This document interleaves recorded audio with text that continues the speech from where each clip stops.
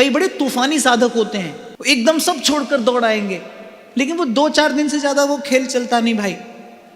रस बल छुटे जो विषय रस, तब पावे विश्राम। भीतर भजन का रस मिले तब छूटे तो छूटे।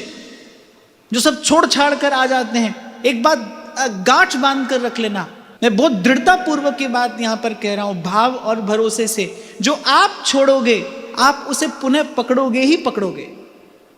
जो छूटेगा वो नहीं लौटेगा। जो सहजता से छूटा है, जो भजन की कृपा से छूटा है, वो कभी नहीं लौटेगा। और जिसे आप छोड़ोगे उसे आप अवश्य पकड़ोगे और जोर से पकड़ोगे। उछल कूद करने से कुछ हाथ आएगा नहीं, भाग दौड़ करने से आप कहीं पहुंचेंगे नहीं। वहां से भागकर यहां आ जाइए, यहां से भागकर कहीं और चले जाइए। संयम धीरे धीरे सधता है भाई, इसलिए धीरे धीरे इस भाव का अभ्यास करते हुए, इसी का नाम तो साधना है भाई। और मैं आपसे बार बार कहता हूं, हम तो साधक हैं, अंतिम समय तक हमको साधक ही बने रहना है, हमको सिद्ध नहीं होना है, हमको बड़ा होना ही नहीं। बड़ा होने में बड़ा झंझट है भाई, हमको छोटे ही बने रहना है। छोटे को भूल की क्षमा मिलती है, छोटे से गलती होती है, छोटे से भूल होती है, उसकी भूल को क्षमा में मिलती है। क्षमा बड़न को चाहिए, छोटन को अपराध। हमको छोटा ही रहना है, साधक ही रहना है, हमको सदा सीखते ही रहना है, और इसी का नाम साधना है।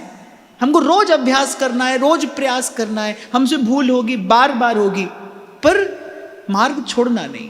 कबहू तो थोरो भजन, कबहू होत विसार, भजनी ऐसो चाहिए, छूटे न मन की चाल। मार्ग मिल गया है हमें गुरु के चरण मिल गए, गुरु के मुख से नाम मिल गया, गुरु के मुख से आज्ञा भी मिल गई भजन करने की।